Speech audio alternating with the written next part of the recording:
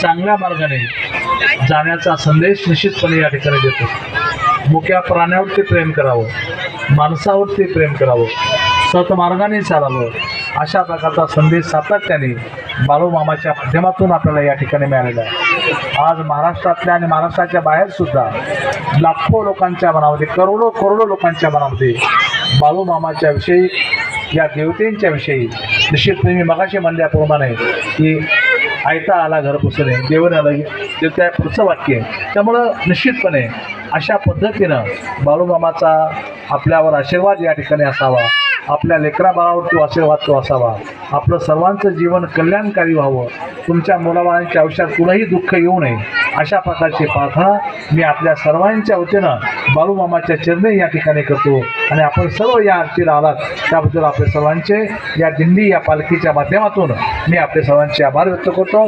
पुन्हा एकदा संत श्रेष्ठ बाळूमामा यांना साष्टांग दंडवत करतो। धन्यवाद।